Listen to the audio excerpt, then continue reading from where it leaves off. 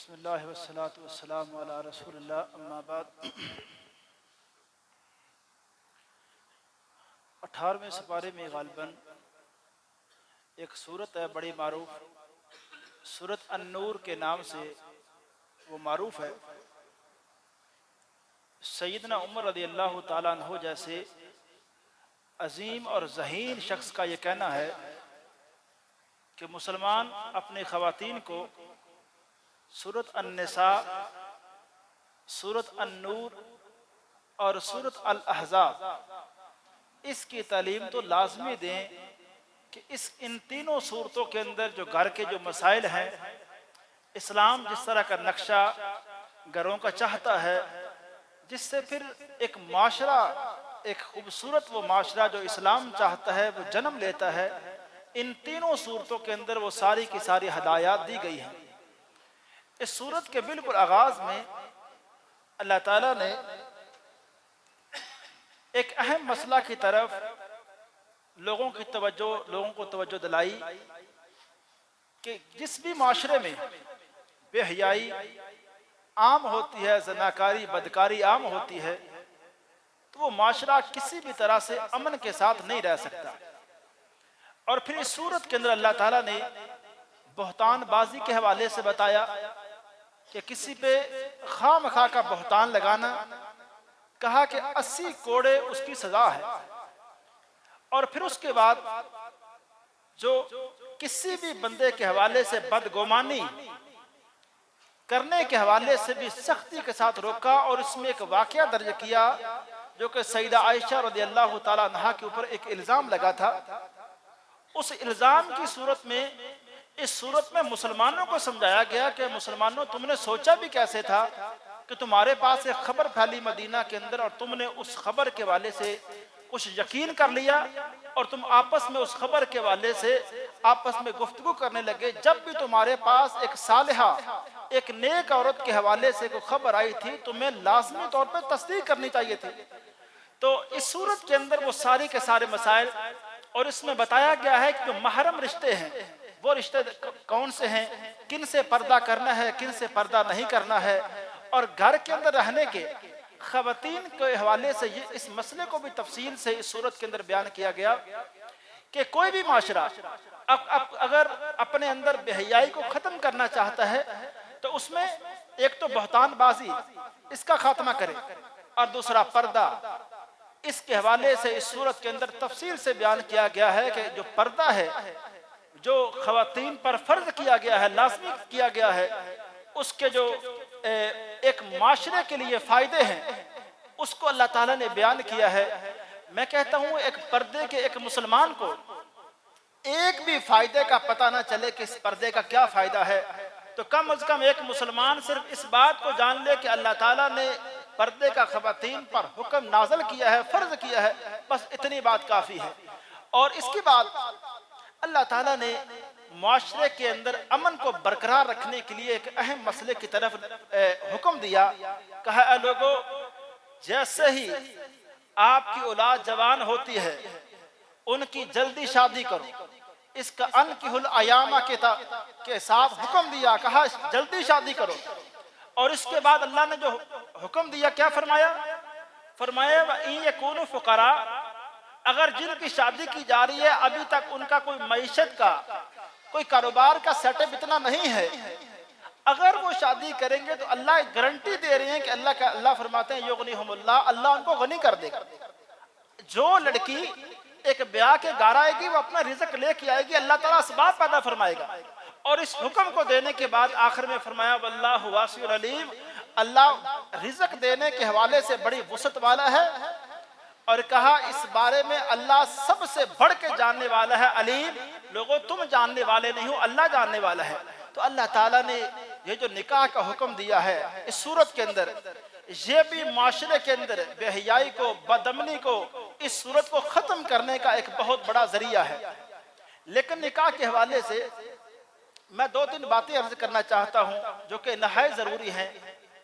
پہلی بات، ہمارے معاشرے میں جو رشتے کامیاب نہیں ہوتے، اور اللہ معاف کرے بچوں کے ساتھ ایک پریشانی والا جو معاملہ بن جاتا ہے، اس میں دونوں طرف ایکسٹریم رویہ ہے، دونوں طرف ہی معاملہ، والدین کی طرف سے بھی اور نوجوان نسل کی طرف سے بھی۔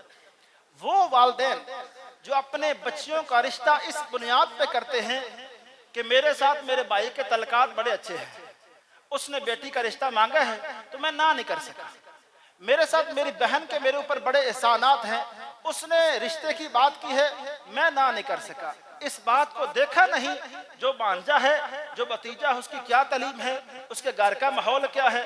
اس وقت رشتے، یہ معاملات خراب ہوتے ہیں جب ایک بچے کی تعلیم کو نہیں دیکھا جاتا، صرف کیوں؟ اگر ایک بھائی گاؤں کے اندر رہتا ہے، ایک بھائی شہر کے اندر رہتا ہے، گاؤں اور شہر کے کلچر کا ایک بڑا فرق ہے، بعض اوقات ایک گھر کے اندر گالی دینا ایک روٹین کی بات ہے، کوئی مسئلہ ہی نہیں، دوسرے گھر میں گالی کبھی سنی نہیں گئی اور معاملہ لڑائی تک پہنچ جاتا ہے۔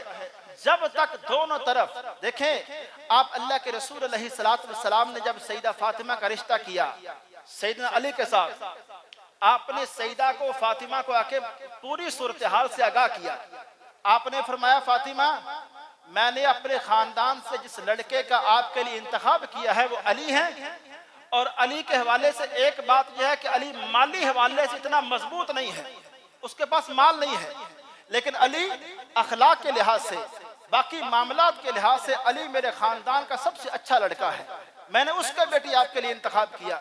بچی کی جب بھی شادی کی جائے، جب تک اس لڑکے کے بارے میں تفصیل نہ بتائی جائے، اس گھر کے ماحول کو ایک انسان خود نہ سمجھے کہ میری بیٹی اس گھر میں رہ سکتی ہے کہ نہیں، میرے بھائی، آپ بھائی کو نہ دیکھیں، آپ بہن کو نہ دیکھیں، آپ بڑوں کے احکامات کو بھی نہ دیکھیں، آپ اپنے معاملات کو خود دیکھیں کہ میری بیٹی کا میں رشتہ ایک اہم ترین فیصلہ کرنے جا رہا ہوں، اس کی بنیاد کن باتوں کے اوپر ہے۔ ایک طرف غلطی یہاں بھی ہوتی ہے والدین کی طرف سے بھی، اور دوسری وہ نوجوان، وہ بھی فیصلہ کرتے وقت جب یہ سمجھتے ہیں کہ ہمیں مکمل اپنا فیصلہ کرنے کا اختیار ہے، یہ بھی ناانصافی ہے کہ جن والدین نے ایک 20 سال 25 سال تک آپ کو پالا پرورش کی، آپ کے سارے معاملات کو مینج کیا، آپ اولاد ان والدین کو یہ بھی حق نہیں دیتی کہ ان کے اہم ترین فیصلے میں ان سے مشورہ لیا جائے یا ان کے حکم کو اس میں دیکھا جائے، ان سے مشورہ کیا جائے۔ دونوں طرف ایکسٹریم رویہ ہے۔ اور اس میں ایک بات میں یہ عرض کرنا چاہتا ہوں کہ جب بھی نکاح کے حوالے سے ایک غلطی یہ دیکھی گئی ہے کہ جب بھی نکاح ہوتا ہے تو اصرار کیا جاتا ہے کہ جی اجازت جو ہے نا نکاح کے موقع کے اوپر لی جاتی ہے کہ جائیں جی قاری صاحب ابھی دلہن کی طرف جائیں اور سین کروا کے اجازت لے کے آ جائیں۔ میں یہاں یہ عرض کرنا چاہتا ہوں کہ ان رسومات کو ختم ہونا چاہیے، اجازت لینے کا وہ ٹائم نہیں ہے۔ جب دیکھیں برات آ چکی ہے اور نکاح کا مکمل جو سیٹ اپ تیار ہو چکا ہے اور اب کہا جا رہا ہے کہ اجازت لے کے آ جائیں، اب کیا موقع ہے کہ وہ لڑکی نکاح کر سکتی ہے؟ یہ اجازت، یہ سارے معاملات پہلے ہونے چاہیے۔ اور یہاں ایک مسئلہ جو کتابوں کے اندر درج ہے، میں آخری وہ بات عرض کرنا چاہتا ہوں، اہل علم کا یہ جو کہنا ہے نا، ایک مسئلہ مشہور ہے کہ لڑکی کو جب ایک رشتے کے والے سے بیٹی کو بتایا جائے کہ بیٹی فلان جگہ میں آپ کا ہم رشتہ کر رہے ہیں، اور اگر وہ خاموشی اختیار کرے، اس خاموشی کو رضامندی سمجھا جائے، لیکن اہل علم یہ بات کہتے ہیں کہ جو خاموشی رضامندی تو ہے، لیکن بیٹی کو اس حوالے سے بتانا بھی ضروری ہے کہ آپ کی خاموشی رضامندی سمجھی جائے گی۔ یہ نہ ہو کہ لڑکی غصہ کر کے آگے چپ کر کے بیٹھ جائے منہ بنا کے، اور والد سمجھے کہ پتہ نہیں آگے شرما گئی ہے اور اس میں کوئی اعتراض نہیں ہے، یہ والی بات نہیں۔ سارے معاملات کو اچھے سے کر کے، یہ بچیوں کا رشتہ، بیٹوں کا رشتہ، ان معاملات کو زندگی کے اہم ترین فیصلے ہوتے ہیں، اس کو بڑی سوچ سمجھ کے۔ اور اس میں ایک بات میرے ذہن میں یہ آئی، اس موقع کے اوپر ایک استخارے کروایا جاتا ہے، استخارے، اور استخارے کے اشتہارات ہوتے ہیں۔ زندگی کے بچیوں کے اہم ترین فیصلے، اللہ معاف کرے، وہ فونوں کے اوپر استخاروں کے ذریعے معلوم کیے جاتے ہیں کہ ہمارا استخارہ کر دیں جی کہ ہم فلاں جگہ رشتہ کر رہے ہیں، یہ استخارہ کیسے ہے؟ اللہ کے بندو، یہ ساری جہالت ہے۔ اللہ کے رسول علیہ السلام نے جو استخارہ بتایا، والدین نے خود کرنا ہے، اور استخارے کا ہرگز مطلب خوابوں کے ساتھ کوئی اس کا مسئلہ نہیں ہے۔ یہ جو خواب لوگ دیکھتے ہیں نا کہ خوابوں کے اندر کوئی بات آئے گی، یہ سب کچھ ایسی باتیں ہیں جس کا شریعت کے ساتھ کوئی تعلق نہیں ہے۔ آپ کوئی معاملہ کریں، बेटी का आप रिश्ता करने जा रहे हैं, बेटे का रिश्ता करने जा रहे हैं, आप सारे मामलात को जो मशावरत है, देख है, सब कुछ जो एक मामला रिश्ता करते वक्त चीजें जो देखी जाती हैं, वो सारे मामलात आप कर लें। जब आप कर लें तो आप 2 रकअतें पढ़ के इस्तिखारा की दुआ पढ़ के ये अल्लाह से कहते हैं कि अल्लाह बेटी का रिश्ता करने में जो कुछ मैं मशवरा मैं कर सकता था मैंने किया, और जो कुछ अपने जहन को मैं इस्तेमाल करता था मैंने अपनी औलाद के लिए बेहतर एक रिश्ता तलाश करने की अल्लाह कोशिश की है। तो अल्लाह अब मेरे लिए इस फैसले में अल्लाह हर तरह की खैर पैदा फरमा दे। ये है दरअसल इस मौके के ऊपर इस्तिखारा। इस हसास मामलात के अंदर इन ऐसी जहालतों को शामिल नहीं करना चाहिए। आज इंशाअल्लाह ये ताकरात है, तो हमारा जो क़यामुल लैल है वो इंशाअल्लाह 12:30 बजे इंशाअल्लाह शुरू होगा, और ठीक 12:30 का मतलब जो 12:30 है, इस पर इंशाअल्लाह क़याम शुरू हो जाएगा, और 12:30 से लेके 2 बजे तक। और अभी कारी साहब 8 रकअतें पढ़ा के ये यहाँ स्टॉप लगा देंगे। वितर कारी साहब वो उस टाइम क़याम के साथ ही पढ़ाएंगे आखिर। अस्सलाम।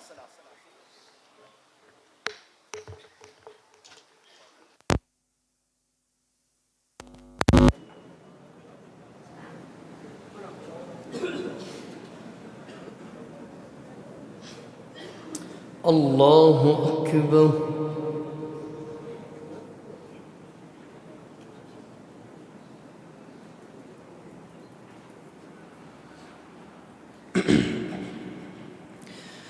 अल्हम्दुलिल्लाहि रब्बिल आलमीन अर्रहमानिर रहीम मालिकि यौमिद्दीन इय्याका नअबुदु व इय्याका नस्तईन اهدنا الصراط المستقيم صراط الذين أنعمت عليهم غير المغضوب عليهم ولا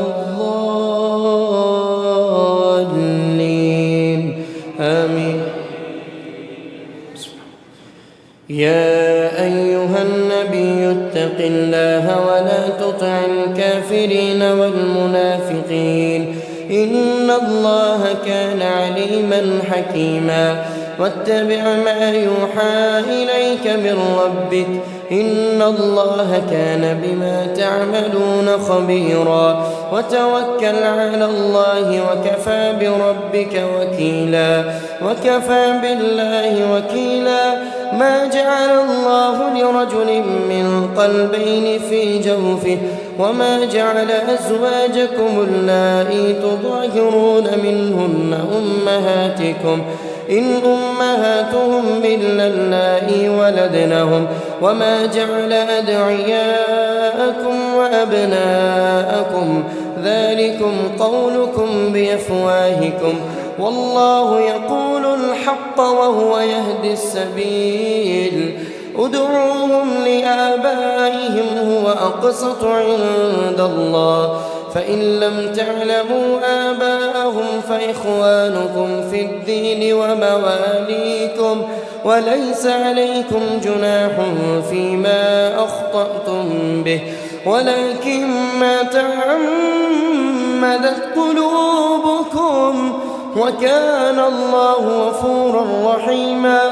النبي أولى بالمؤمنين من أنفسهم وأزواجه أمهاتهم وأولو الأرحام بعضهم أولى ببعض في كتاب الله من المؤمنين والمهاجرين إلا أن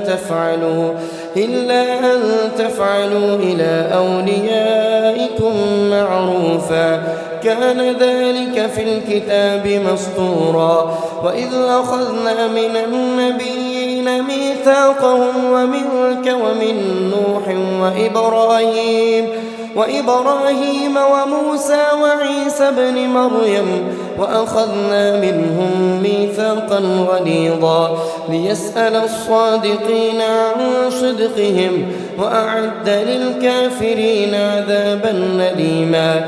يا أيها الذين آمنوا اذكروا نعمة الله عليكم إذ جاءتكم جنود فأرسلنا عليهم ريحا وجنودا لم تروها وكان الله بما تعملون بصيرا. إذ جاءوكم جاءكم من فوقكم ومن أسفل منكم وإذ زاغت الأبصار وبلغت القلوب الحناجر وتظنون بالله الظنونا هنالك ابتلي المؤمنون وزلزلوا زلزالا شديدا وإذ يقول المنافقون والذين في قلوبهم مرض ما وعدنا الله ورسوله إلا غرورا وإذ قالت طائفة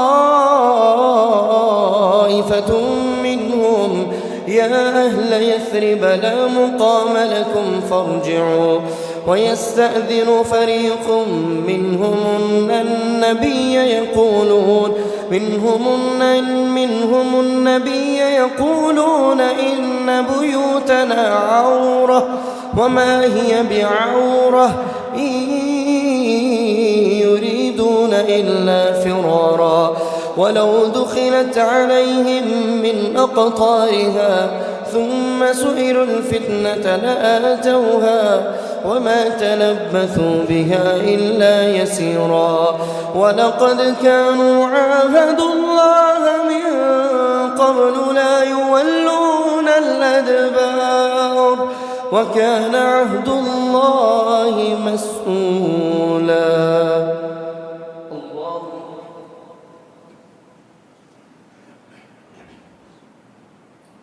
سمع الله لمن حمده.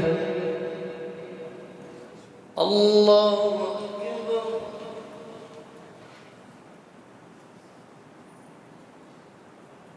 الله أكبر. الله أكبر.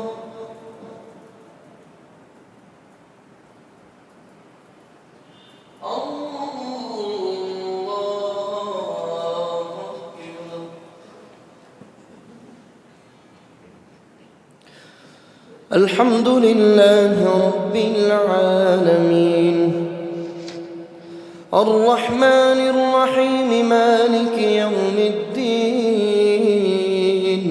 إياك نعبد وإياك نستعين اهدنا الصراط المستقيم صراط الذين أنعمت عليهم غير المغضوب عليهم ولا الضالين آمين. قل لن ينفعكم الفرار إن فررتم من الموت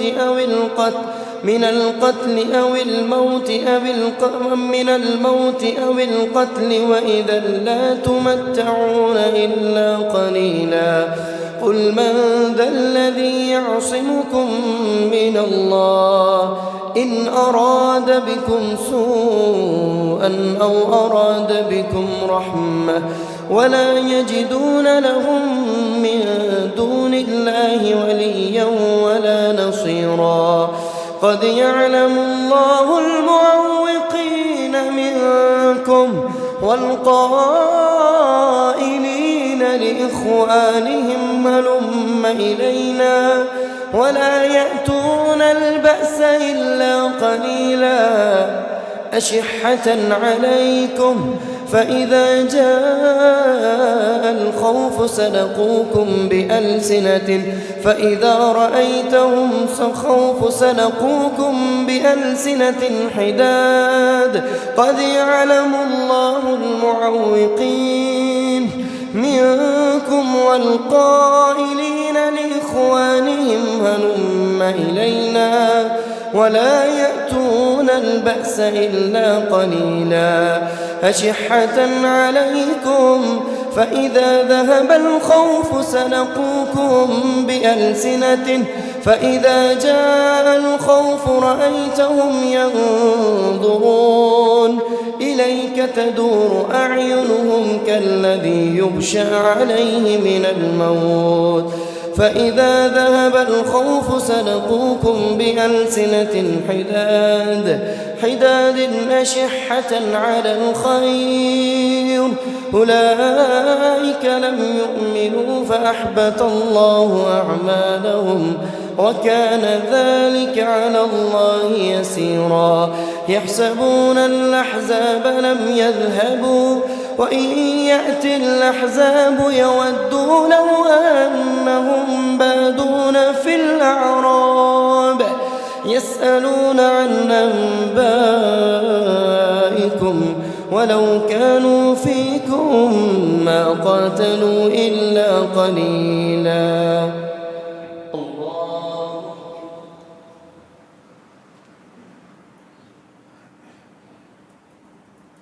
سمع الله لمن حمده. الله أكبر.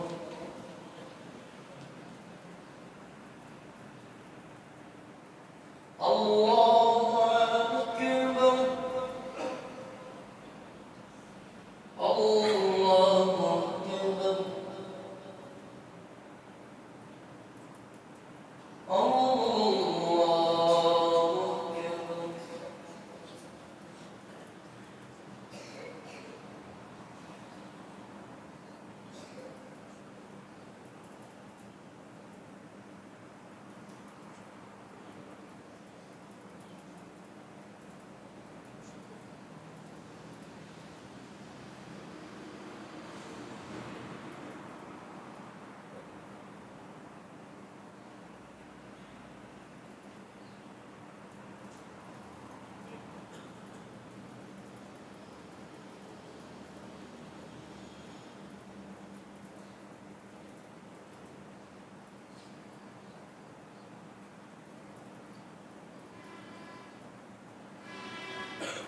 السلام عليكم ورحمة الله.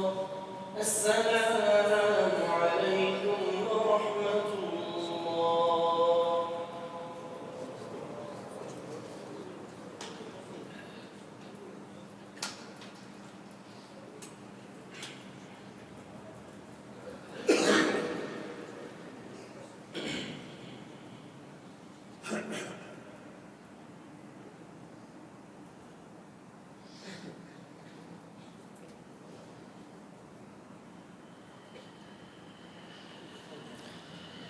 الله أكبر.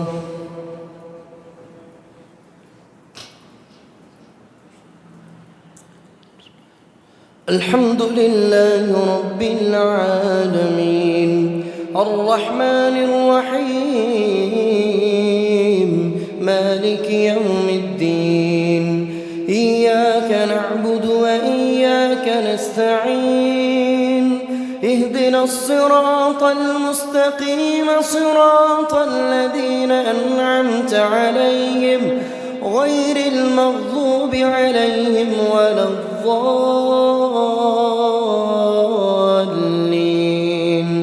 آمين.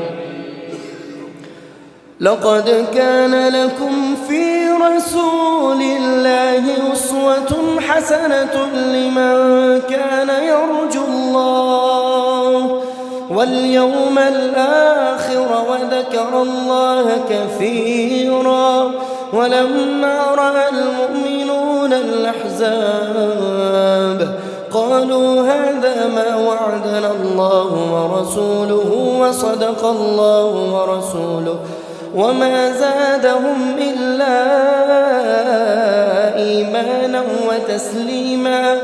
من المؤمنين رجال صدقوا ما عاهدوا الله عليه فمنهم من قضى نحبه ومنهم من ينتظر وما بدلوا تبديلا ليجزي الله الصادقين بصدقهم ويعذب المنافقين إن شاء أو يتوب عليهم إن الله كان غفورا رحيما.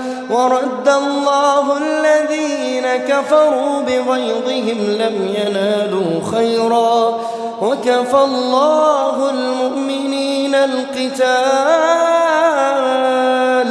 وكان الله قويا عزيزا وأنزل الذين ظاهروهم من أهل الكتاب من صياصيهم وقذف في قلوبهم الرعب فريقا تقتلون وتأسرون فريقا وأورثكم أرضهم وديارهم وأموالهم وأرضا لم تطئوها وكان الله على كل شيء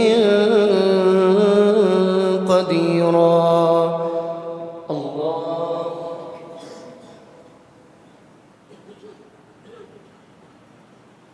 سمع الله لمن حمده. الله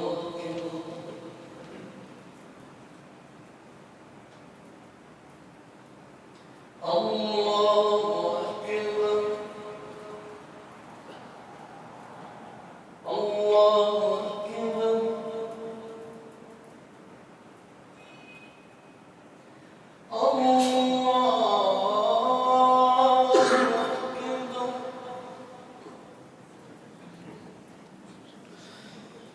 الحمد لله رب العالمين الرحمن الرحيم مالك يوم الدين إياك نعبد وإياك نستعين اهدنا الصراط المستقيم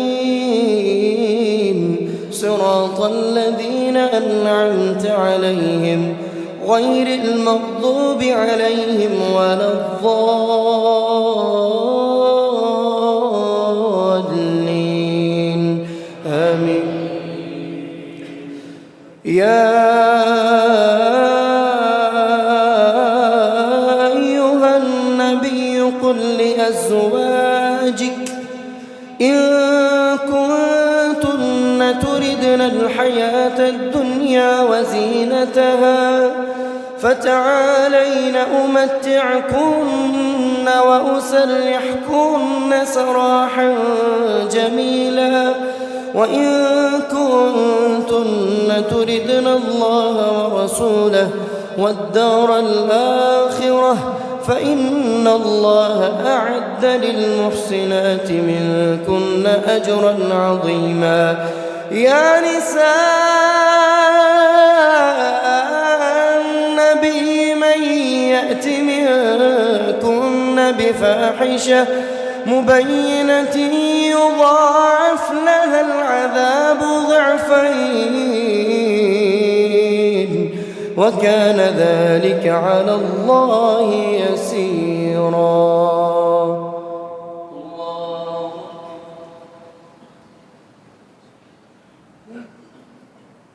سمع الله لمن حمده.